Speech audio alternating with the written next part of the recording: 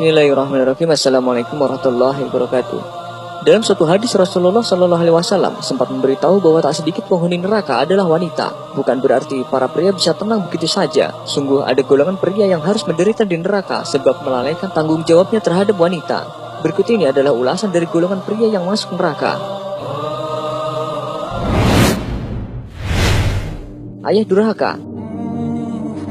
Setiap kamu adalah pemimpin, dan setiap pemimpin akan dimintai pertanggungjawaban terhadap apa yang dipimpin. Seorang lelaki adalah pemimpin bagi anggota keluarganya, dan ia akan dimintai pertanggungjawaban terhadap apa yang telah dipimpinnya atas mereka. Hadis riwayat Muslim. Ayah merupakan pria yang bertanggung jawab terhadap keluarga, istri dan putra-putrinya.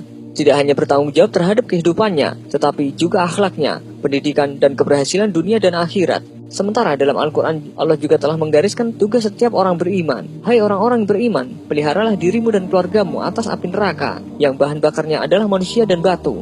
Penjaganya malaikat-malaikat yang kasar, keras dan tidak mendurhakai Allah terhadap apa yang diperintahkannya kepada mereka, yang selalu mengerjakan apa yang diperintahkan. Quran Surat At-Tahrim ayat 6.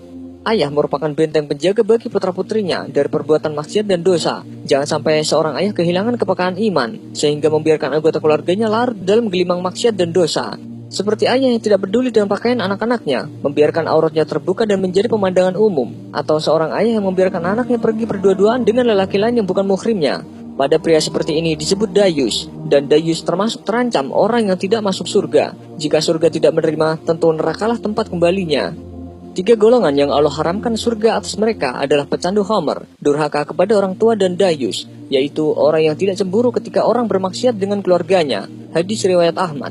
Ancaman terhadap ayah yang menjadi dayus sejatinya bertujuan agar mereka menjadi pemimpin yang baik bagi anggota keluarga lainnya. Hari-hari ini banyak ayah yang merasa tanggung jawab dan pengasuhan anak sepenuhnya ada di ibu. Ia sudah merasa cukup memenuhi mereka dengan berbagai fasilitas.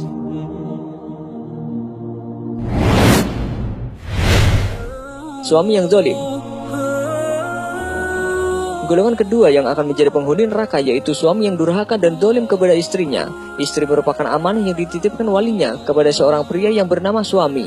Wali wanita itu tentu mau melepaskan anak atau saudara mereka karena mereka yakin suaminya dapat menjaga anak dan saudaranya mereka dengan baik.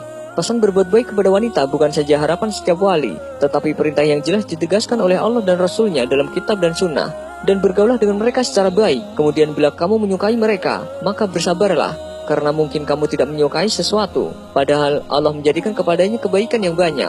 Quran Surat An-Nisa ayat 19. Termasuk dalam hal baik, yaitu baik dalam bertutur kata, baik memperlakukannya tidak bermuka masam ketika bertemu. Begitu juga baik dalam nafkah. Bergaul dengan baik berarti juga kesamaan dan kesetaraan. Artinya suami akan mendapat perlakuan baik dari istri ketika suami memperlakukan istrinya dengan baik. Bahkan suami diminta bersabar, menerima kekurangan dari istrinya, juga ketika istri tidak melaksanakan kewajibannya dengan maksimal. Janganlah suami yang beriman membenci istri yang beriman. Jika dia tidak menyukai suatu akhlak darinya, dia pasti menyukai akhlak lain darinya. Hadis riwayat Muslim. Sebagian ahli fikih mengatakan, tempat tinggal untuk istri haruslah khusus untuk istri tersebut, tidak boleh bercampur dengan keluarga lainnya. Dan jika istri berasal dari kalangan berada yang biasa dilayani dengan pembantu, maka haknya juga untuk mendapatkan pembantu yang disediakan oleh sang suami. Merupakan sebuah kezaliman jika suami memiliki kelapangan ekonomi tetapi kikir terhadap istrinya, bahkan cenderung mengebiri hak-haknya. Sifat kikir amat dicela Allah dan Rasulnya, apalagi jika itu dilakukan terhadap orang yang berhak, seperti istri. Oleh sebab itu, dalam kasus suami yang mampu tapi kikir, Rasulullah SAW memberi keringanan atas istri untuk mengambil harta suami sewajarnya, meski dengan diam-diam.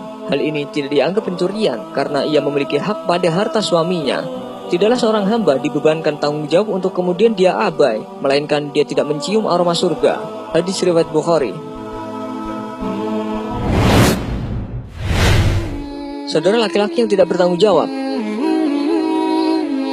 Golongan laki-laki yang tidak masuk surga adalah saudara laki-laki, sebab jika ayahnya telah tiada, tanggung jawab menjaga seorang wanita adalah saudara lelakinya, termasuk dalam hal ini adalah paman. Saudara laki-laki memiliki kewajiban yang melekat terhadap saudara-saudara perempuannya, mulai dari mendidik, menyayangi, melindungi, dan membela mereka. Jika ayah telah wafat, maka saudara laki-laki berperan sebagai pengganti ayah, wajib memberikan nafkah kepada saudara yang perempuan yang belum menikah, atau yang menjanda jika mereka tidak mampu.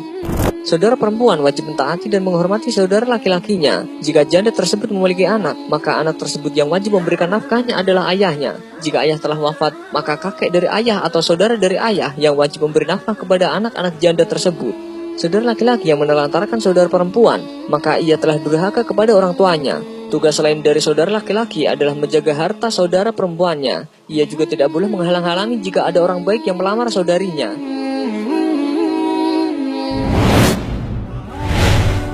Anak laki-laki yang tak memelihara orang tuanya.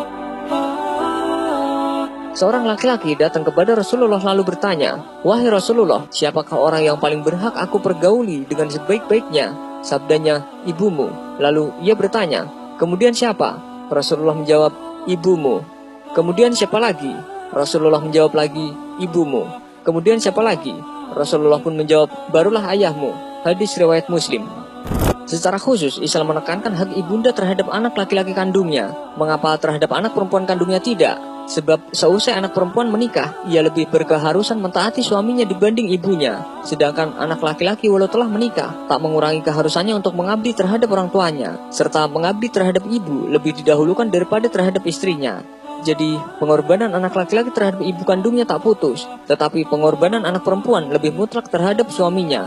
Oleh sebab itu, anak laki-laki lebih terbelit terhadap ibunya dibanding anak perempuan. Laki-laki harus menafkahi istri serta anaknya, serta juga harus memperhatikan hidup ibu kandungnya. Apabila ibunya tak mampu, maka keharusan nafkahnya juga harus menjadi tanggung jawabnya. Seorang istri juga harus menyadari bahwa keharusan suami juga terhadap ibu kandungnya. Maka para istri wajib mendorong suaminya untuk lebih mengabdi terhadap ibunya. Orang-orang yang durhaka terhadap ibu bapaknya, Allah bakal menurunkan siksanya di dunia ini, tak harus menanti di alam kubur atau di akhirat. Siksaan itu beberapa macam bentuknya, bisa persoalan keluarga yang tak kunjung berakhir, anak-anak yang tak bisa diarahkan, rezeki yang tak kunjung datang, serta hal lain sebagainya. Maka sangat penting bagi anak laki-laki untuk memperhatikan ibu kandungnya, dan itu telah menjadi tugas serta tanggung jawabnya. Jangan sampai tugas ini dilalaikan, yang menjadi penyebab ia terjerumus ke neraka.